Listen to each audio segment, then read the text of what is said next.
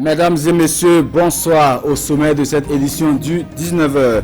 Innovation et transfert technologique, quelle stratégie nationale pour intégrer les chaînes de valeur régionales et internationales? C'est le thème de la 3e édition de Burkina Daga. Une fois pour faire la promotion et la valorisation des produits made in Burkina Faso. Initié par l'association Wamedo, cette fois se tient du 26 octobre au 1er novembre 2020. Annonce faite au cours d'une conférence de presse. Les détails dans ce journal. Le Yossere ou la fête des femmes mariées, c'est une tradition vieille de 14 générations qui se perpétue de nos jours à Borodougou, un village de la commune de Bobo Dioulasso. Elle se tient le dernier dimanche du mois d'août dans ce village, moment de réjouissance, et cette année encore, elle a drainé beaucoup de monde à Borodougou. Images et commentaires dans ce journal-là. Mesdames et messieurs, bonsoir et merci de nous suivre. Comme je vous l'annonçais en titre, Burkina Daga ou la foire du consommant burkinabé, c'est du 26 octobre au 1er novembre prochain sur le site donc du FESPACO. C'est l'annonce faite par l'association Wamedo, initiatrice de l'événement. Burkina Daga, c'est une foire qui se veut une tribune de valorisation et de promotion des produits made in Burkina Faso. 3e du genre, plus de 200 exposants y sont attendus. Exposition, vente, rencontres B2B, gastronomie sont entre autres activités qui vont ainsi ponctuer cette 3e édition de la foire Burkina Daga. Salifou Belema, Maïmouna Traoré. L'association Burkina Wamedo annonce la tenue du 26 octobre au 1er novembre 2020 de la 3e édition de Burkina Daga, la foire du consommant burkinabé. Initialement prévue pour se tenir du 23 au 29 mars 2020, elle a été reportée pour raison de Covid-19.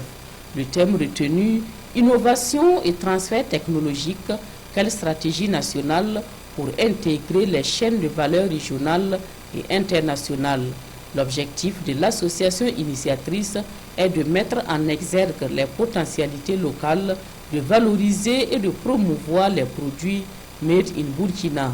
Selon son secrétaire général, Abdulkader Kodombo, la foire réunira sur le site du FESPACO un ensemble d'expertises dans l'univers de l'agroalimentaire, de l'industrie, de l'art, des équipements, des emballages et conditionnements, de la qualité et de l'hygiène. Elle ambitionne de mobiliser au moins 200 exposants afin de répondre de manière spécifique aux besoins des producteurs avec des solutions innovantes, contribuant ainsi à améliorer la performance des entreprises. L'innovation majeure de cette 3e édition est l'ouverture de stands dédiés à la zone UMOA. Journée nationale de l'arbre, les tradipraticiens de Yaoundé dans le Koulpelgo répondent à l'appel du président du FASO. Un appel traduit à travers la mise en terre de plus de 2000 plants de plusieurs variétés médicinales et en voie de disparition. Cette journée de reboisement est intervenue samedi dernier en présence de Konson Koulibaly et Tanga Kafando. À Yaoundé, dans le Koulpelgo, les tradipraticiens donnent à la nature ce qu'ils ont l'habitude de lui prendre. Dans cette forêt classée de 65 hectares, ce sont plus de 2000 plants qui sont mis en terre. Des plants composés d'espèces locales et médicinales.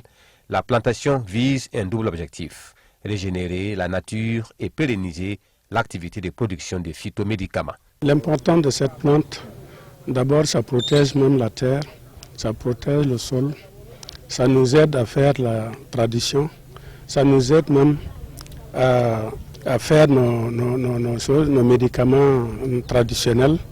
Présentement, on a des difficultés sur quelques plans. On pouvait les trouver à côté, mais maintenant il faut aller très loin d'ici pour les avoir. Les vieux, les tradipraticiens disaient que tout ce qui se trouve ici, c'est une pharmacie, laboratoire médicinal même de l'Afrique qui est là. Donc il faut vraiment éviter les feux de brousse.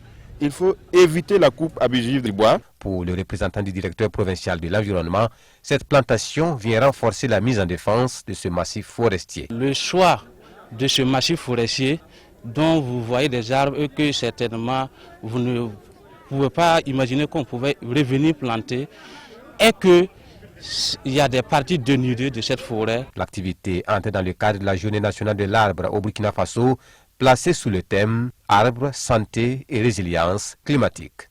Un comité villageois de surveillance sera mis en place pour veiller à la protection des plants, rassurent les organisateurs.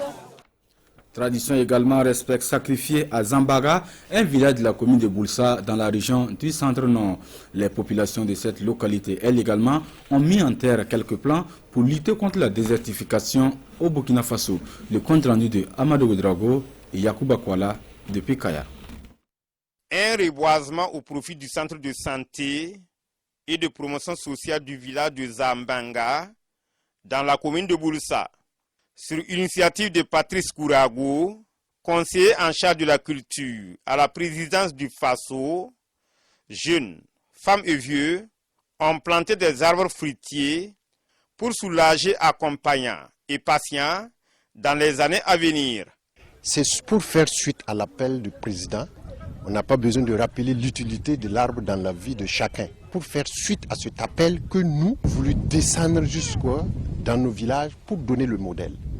Et c'est ainsi que nous avons décidé de venir et planter les arbres au CSPS et donner des arbres aux confessions religieuses. Les locataires du centre de santé et de promotion sociale de Zambanga invitent les populations à rester debout pour sauvegarder ces plans. Vraiment, c'est un sentiment de joie qui nous anime présentement parce que vraiment, c'est une œuvre vraiment très importante pour nous. Et en tout cas, ça va donner un grand bénéfice à la population, aux malades qui vont en bénéficier. Ce qu'on va demander vraiment, c'est l'entretien. On va demander en tout cas à tout un chacun de nous aider en tout cas par rapport à cet entretien. À la faveur de ce reboisement, le conseiller en charge de la culture à la présidence du Faso a fait un don symbolique de vivres aux malades du CSPS de Zambanga. Dans un tout autre registre de l'actualité, les populations du secteur 3 de Tenkodogo, dans la région du centre-nord, ont désormais une nouvelle mosquée pour prier Allah. Un lieu de culte qui vient renforcer les capacités d'accueil de l'ancienne mosquée, devenue trop exiguë et qui croupissait sous le poids de l'âge. L'ouverture de cette nouvelle mosquée est intervenue samedi dernier. C'était en présence de Kansoum Koulibaly, Hassan Gebre et Tanga Kafando.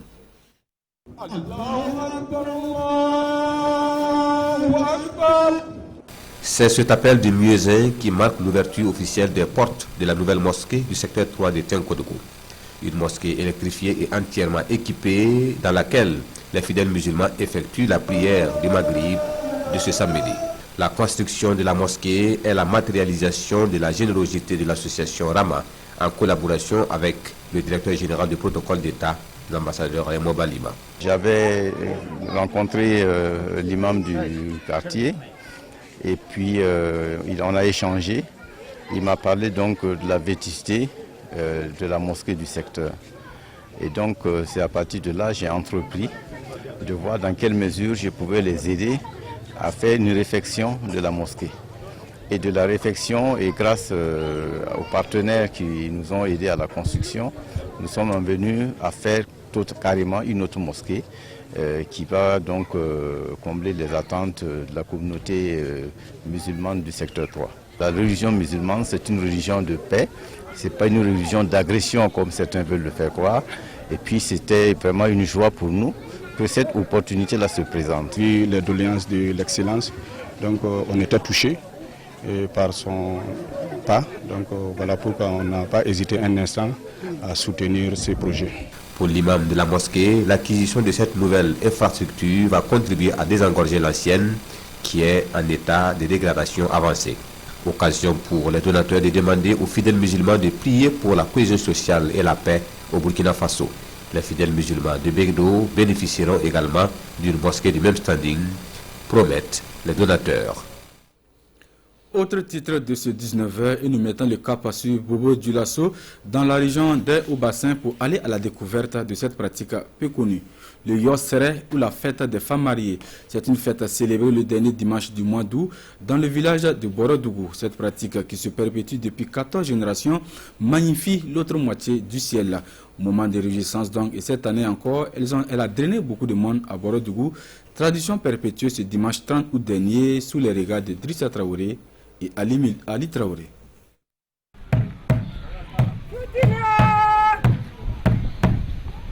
La femme à l'honneur dans le village de Borodougou, localité située à un jet de pierre de la ville de Bobo Dioulasso. La fête des femmes mariées ou le Yossere en langue bobo draine annuellement des milliers de personnes dans le village. Une fête qui remonte à des générations. C'est des générations et des générations. Alors, en tant que chef de village, j'ai hérité ça de mes parents, de mes aïeux. Et cela remonte des temps anciens. Alors, donner une précision tout de suite serait vraiment aléatoire. Vraiment, ça remonte des temps anciens. Mais il y a une particularité qu'il souhaiterait quand même faire passer comme message. Il s'agit des femmes mariées à un ressortissant de Bouroudougou. Même fille de Bouroudougou n'est pas concernée. Mais quelle que soit l'ethnie de ce pays, où que tu viennes, mais mariée à un fils de Bouroudougou, d'une part c'est cela, et d'autre part il faut avoir conçu un enfant vivant. Il faut avoir eu un enfant de Bouroudougou.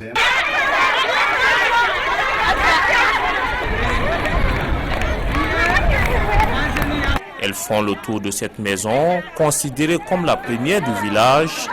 Ensuite, ces femmes se rendent en brousse avant de revenir sur leurs pas. Ce sont des moments de réjouissance. On prépare les meilleurs mets, aidés par nos maris, on chante, on boit, on danse. C'est en brousse que le gros du rituel se passe et après, on se part de nos plus beaux vêtements avant de revenir dans le village.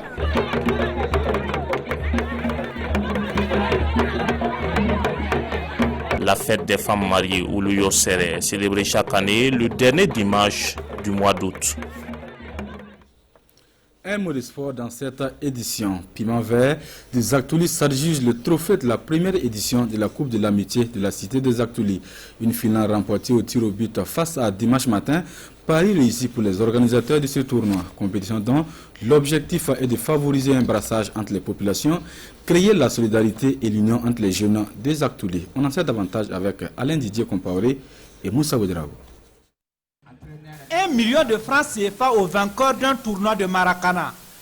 Voilà de quoi pimenter la finale de la Coupe de l'Amicale des habitants de la Cité des Actulis 1.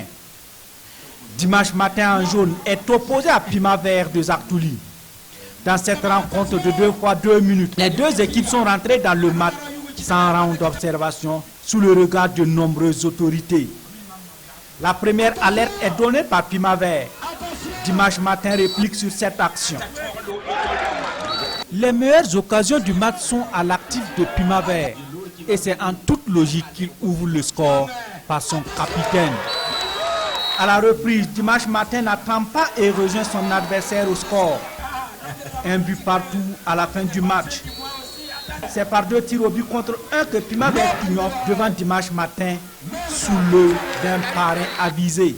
Tout ce qui est activité qui permet donc de rendre plus agréable le vivre ensemble, la cohésion sociale, les retrouvailles et surtout une activité sportive qui permet donc, j'allais dire, qui contribue à maintenir les gens en bonne santé pour pouvoir développer des activités économiques, qu'elles soient privées ou publiques, qu'elles se passent dans le domaine du commerce, de l'industrie ou de l'artisanat. Nous pensons que c'est une très bonne chose. C'était un match très plaisant. Nous tenons à féliciter les deux équipes. Également, congratuler aussi le président du comité d'organisation et son staff. Sur la table des récompenses, Piment Vert s'adjuge le trophée, un jeu de maillot, 1 million de francs CFA de Abdoul Service International, 2 ballons et la médaille d'or. Dimanche Matin, un jeu de maillot, 1 ballon et 500 000 francs de Abdoul Service International. 300 000 francs pour l'équipe de la Cité classée 3e et 200 000 francs pour la 4e place.